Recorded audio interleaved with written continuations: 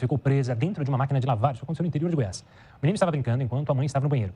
Ele aproveitou o descuido e entrou na máquina. Sem conseguir retirar a criança, a mãe precisou chamar o corpo de bombeiros para então resgatar o menino. Já uma mulher foi presa depois de procurar a polícia e dizer que matou o marido a facadas. O homem foi encontrado morto na casa em que eles moravam. A mulher se apresentou à polícia por livre e espontânea vontade nesta delegacia da Zona Leste de São Paulo. Ela teria confessado aos policiais que matou o marido. O crime ocorreu na cidade de Bertioga, litoral sul de São Paulo. De acordo com o boletim de ocorrência, o homem foi assassinado com golpes de faca na região do tórax. Ele foi encontrado pela polícia militar já sem vida no chão em um dos quartos da casa. Quando a polícia chegou, a casa estava vazia, o quarto completamente revirado. Os motivos que levaram a esposa a matar Claudemir Luiz de Souza ainda não estão claros. A polícia já começou a investigar. O casal morava em uma casa alugada, junto com 2 crianças. O dono do imóvel disse aos policiais que estava dormindo na hora do crime e que não percebeu nada de estranho no local. O morador de rua foi golpeado e morreu por causa de uma dívida. Pelas imagens é possível ver 2 homens em uma discussão.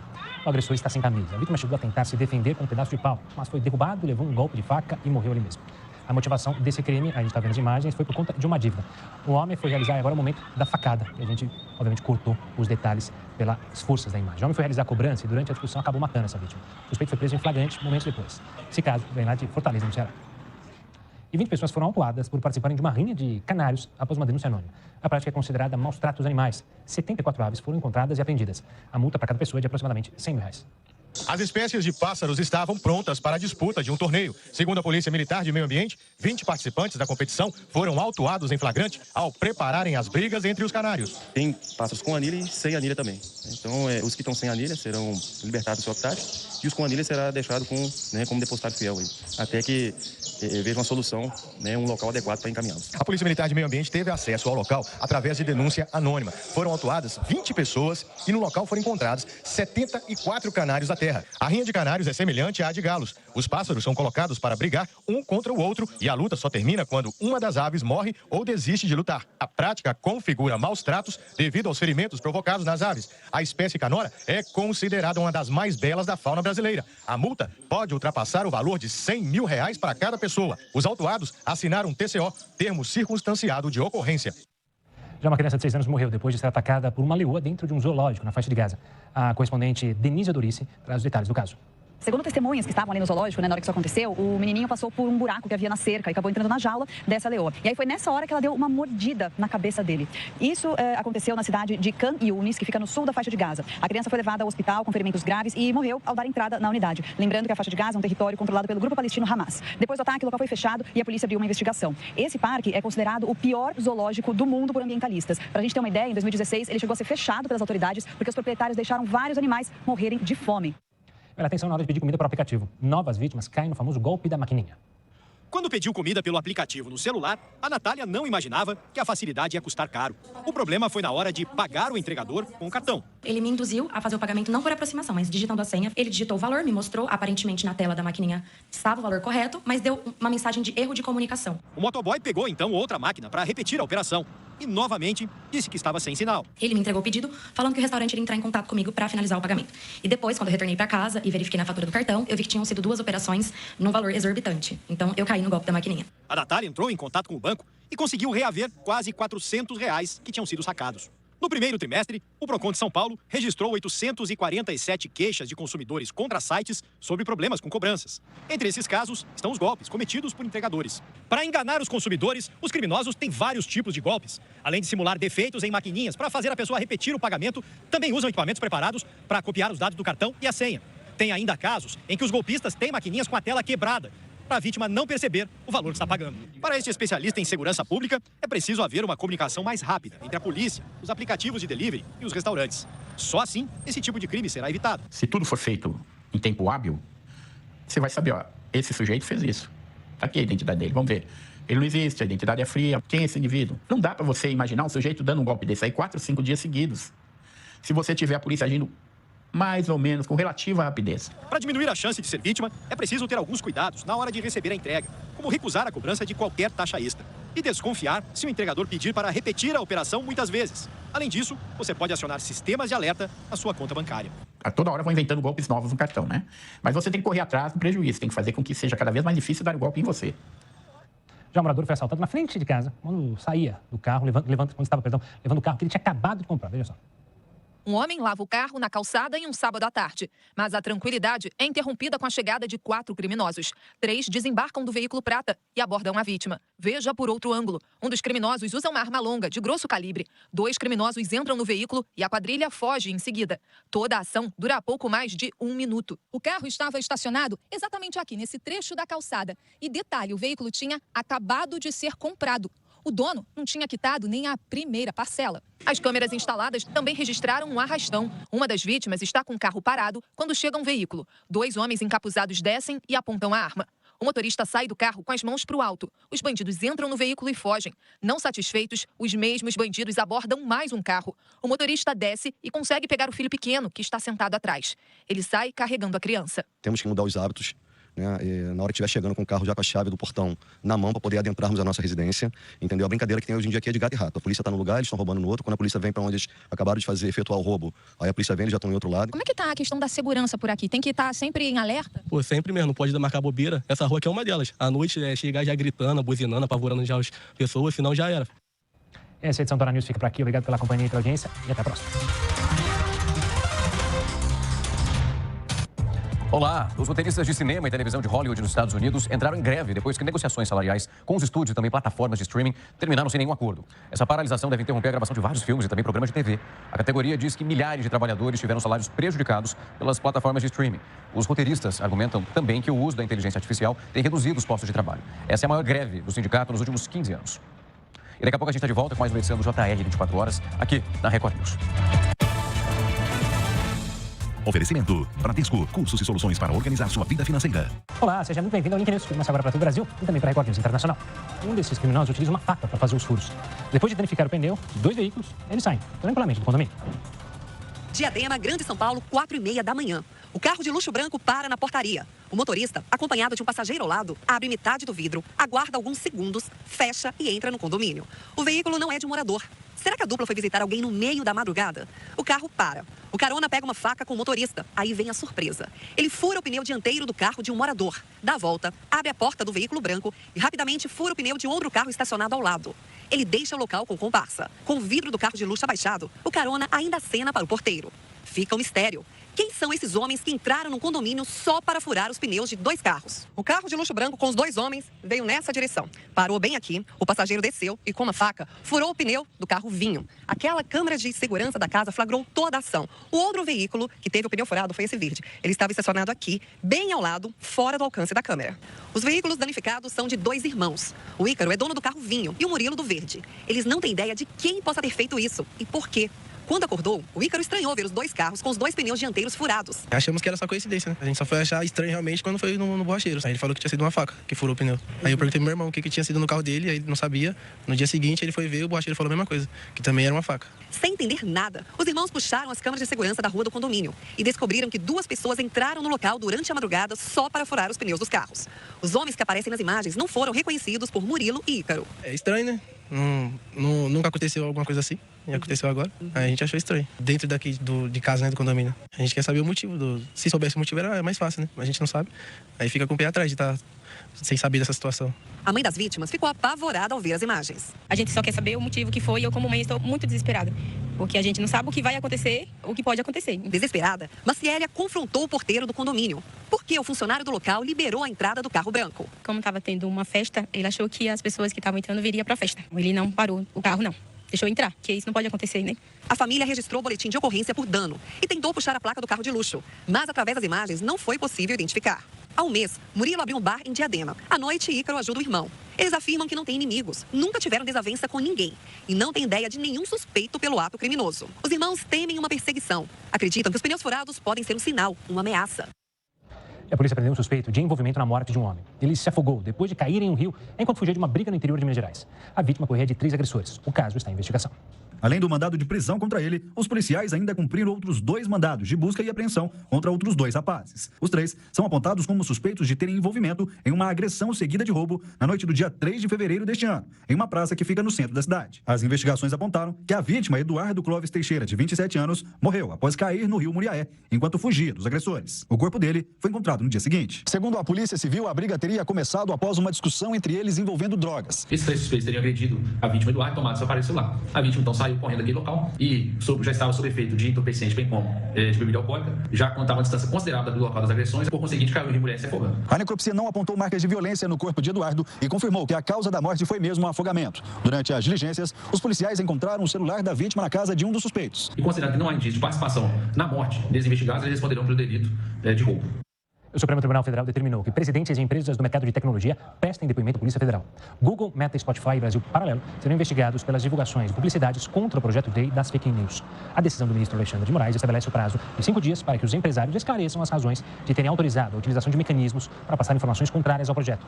Na decisão, o Supremo Tribunal Federal determina que as plataformas envolvidas removam os ataques divulgados contra o PL 2630. Caso essa medida não seja cumprida, será aplicada uma multa de R$150 mil por hora. O presidente da Câmara dos Deputados, Arthur Lira, confirmou que a votação para definir a aprovação ou não do projeto deve acontecer ainda hoje. O colombiano que matou a namorada em 1994 deve ser transferido para o sistema prisional de Minas Gerais. O crime aconteceu na Colômbia e o homem fugiu para Belo Horizonte. Ele foi preso em uma praia de Alagoas. O repórter Neto Mota traz as informações. Segundo a Polícia Federal, em Alagoas, o colombiano Jaime Saad foi encontrado em uma pousada que fica na Praia do Francês, no município de Marechal Deodoro. Ele era muito procurado, principalmente depois que a polícia abriu uma investigação internacional depois do ano de 1994. Vale lembrar que as pistas dadas à polícia sobre o paradeiro do colombiano foram repassadas pelo próprio pai, que acabou investindo numa investigação paralela. O pai da vítima chegou a contratar detetives e abrir perfis falsos na internet. Eu estou aqui ao lado do delegado Leonardo de Lima, na Superintendência da Polícia Federal, onde, inclusive, o colombiano está preso. Doutor, explica um pouco pra gente como se deu essa investigação, né? Polícia daqui do Brasil, junto com polícia de fora do país, como foi que vocês conseguiram chegar até o paradeiro dele? Exato. Como foi veiculado na imprensa, né, através de um trabalho incansável do pai da vítima, algumas informações puderam ser compartilhadas através da Interpol, da polícia colombiana com a polícia brasileira. E aí foi possível chegar ao paradeiro dele lá na cidade de Belo Horizonte, Minas Gerais. E em função disso foi aberto um processo em 2020, inclusive esse processo tramitou perante o Supremo Tribunal Federal. Houve uma decisão, né, favorável ao relaxamento da prisão do colombiano, mas logo em seguida, né, recentemente, nós tivemos aí uma decisão no sentido de deferir a prisão e deferir a extradição do Jaime para a Colômbia. O Saad já havia sido preso lá em Minas Gerais, inclusive a Polícia Federal de Minas Gerais foi quem começou essa investigação e depois de um alvará de soltura ele acabou ganhando liberdade, mas estava ainda assim sendo tratado como foragido. O que chama a atenção, o doutor acabou de falar aqui com a gente, foi a investigação paralela que o pai da vítima fez. Ele chegou a contratar, ainda segundo os policiais, uma investigação à parte por meio de um detetive e teria aberto perfis falsos na internet para sair rastreando o colombiano e então chegar até as informações que levaram à prisão. Um homem não aceitou o fim do relacionamento com a namorada e preparou uma emboscada. Os tiros acabaram atingindo um amigo dela, que não resistiu. A moça foi baleada e está internada. O assassino Messias Cordeiro se apresentou com um advogado ainda na noite de domingo, dia do crime. Ele ficou preso. De acordo com Messias, ele mantinha um relacionamento amoroso com a Carolina por 8 meses. Há algumas semanas, cerca de uma semana e meia, eles romperam esse relacionamento. A partir de então, mantinham ainda conversas via WhatsApp. Em dado momento, a vítima passa a rejeitá-lo, então ele comparece por algumas vezes na residência da vítima, esperando-a chegar do trabalho. Ele visualiza ela chegar do trabalho algumas vezes na companhia de Luan, inclusive ele presencia ambos trocarem algumas carícias, alguns beijos. Então ele decide, a partir de então, retirar a vida de Carolina. Messias assumiu o crime e contou em detalhes como agiu de maneira premeditada. Foi cerca de 1 hora de depoimento. Frente a frente para as delegadas, disse que havia se arrependido, mas se mostrou frio. Ele disse verbalmente se arrependido, mas em nenhum momento ele chorou, demonstrou nenhuma reação física que demonstrasse qualquer arrependimento. Messias contou ainda que logo depois de atirar contra Luan Roberto de Oliveira, de 24 anos, e Carolina Silva Pereira, de 22, teve ajuda da família da fuga. A arma foi localizada com o pai, que chegou a ser preso. Luan e Carolina trabalhavam juntos numa pizzaria. Nos últimos dias, a jovem passou a ser acompanhada até em casa pelos colegas de trabalho, já que ela estava com medo de Messias, o ex-namorado dela, que estava fazendo ameaças. Só que no dia do crime, foi a primeira vez que Luan acompanhou Carolina até em casa, de acordo com a família dele. E foi neste momento que os dois foram surpreendidos. E Luan foi assassinado. Luan foi sepultado nesta segunda-feira em uma cerimônia marcada por extrema emoção de parentes e amigos e que contou com a presença da família de Carolina. Muito desumano, porque ele chegou atirando e nem perguntou, nem deu chance para o meu filho falar alguma coisa, né? Muito desumano. Todos foram unânimes na cobrança por justiça. Querem que Messias pague pelo que fez. Que ele pague, né? Por isso que ele fez. Não vai devolver a vida do meu filho, mas que ele pague o que ele fez, né? Já um pai invadiu uma casa e matou a filha e o marido dela. Tudo aconteceu depois de uma acusação de violência sexual. A repórter Daniela Secom tem mais informações sobre o caso. O crime aconteceu em Galvão, no oeste de Santa Catarina. Antônio Marcos Pereira de Oliveira, de 45 anos, atirou e matou o próprio genro e também a filha, Poliana da Silva Oliveira, de 24 anos. Além dos 2 óbitos, outras 2 pessoas ficaram feridas no momento da confusão. Segundo investigações preliminares, esse crime teria sido motivado por conta de uma antiga denúncia da filha contra Antônio por conta de um possível estupro. E aí ele teria se vingado entrando na casa e atirando contra o genro e também contra a própria filha. Como eu disse, outras 2 pessoas também ficaram feridas na confusão. Isso porque elas estavam no local, elas também moravam nessa casa e acabaram se envolvendo aí na tentativa de defender a filha e o genro do autor do crime. Esse autor, inclusive, levou um tiro de uma das pessoas que estava presente no local, que foi tentar proteger os 2 e acabou atirando contra o autor do crime. Ele chegou a ser levado a uma unidade de pronto atendimento para receber o socorro médico, mas não resistiu e morreu no hospital. Além então das 2 vítimas, também o autor do crime acabou falecendo. O delegado responsável pela investigação é Roberto Marim Fonzana. Ele esteve no local onde ocorreu o crime, averiguando a situação e disse que está aguardando um laudo médico para definir de fato quais foram as motivações desse crime. Vamos acompanhar. Ele entrou por uma janela que havia na frente da residência, que dava para a cozinha, de posse de um revólver. Esse revólver foi encontrado com ele, né? Dentro da residência também foram encontradas outras armas de fogo que pertenciam à família, essas armas de fogo legalizadas, né? Que foram usadas em legítima defesa. A gente apurou num primeiro momento que esse autor teria ido até o local justamente para matar essa mulher de 24 anos, que era sua filha, tendo em vista que ele havia sofrido acusações de estupro por parte dela, sendo que inclusive respondia já ao processo judicial. As informações preliminares, a gente não tem acesso ao processo, né? Mas as informações dão conta de que ele havia sido, inclusive, condenado em primeira instância e recorria em liberdade. Um idoso matou a esposa após ela dar razão à cunhada em uma discussão familiar. Um dos filhos do casal conseguiu ir até a casa dos pais e chamar a polícia. O suspeito foi preso em flagrante. Um crime difícil de explicar. Ele era uma pessoa simpática, ela também é uma pessoa simpática, né? A gente via que, mas nunca passou pela cabeça da gente, né? Fotos tiradas ao longo de 52 anos de casamento viraram apenas lembranças de um casal que teve 3 filhos, construiu um patrimônio, mas terminou o relacionamento de forma trágica.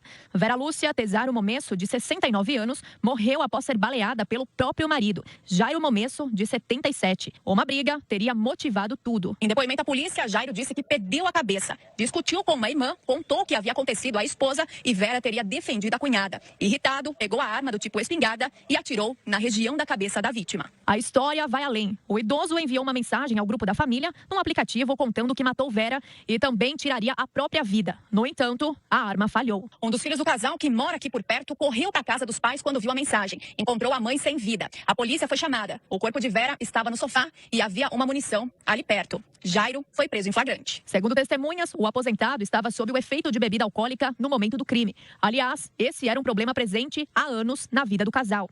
As informações apuradas e divulgadas pelos policiais revelam que o histórico de Vera e Jairo não era tão tranquilo quanto parecia. Antigamente, as brigas eram frequentes. O homem chegou a agredir a esposa com socos, empurrões, era muito ciumento, machista e até controlador, além de consumir muita bebida alcoólica. Vera chegou a pensar no divórcio, mas resolveu dar uma segunda chance ao companheiro, que deu uma trégua nas bebidas. Ficou cerca de 5 anos sem consumir álcool. Procurou até a ajuda de profissionais. Mas depois o vício retornou, principalmente depois da aposentadoria.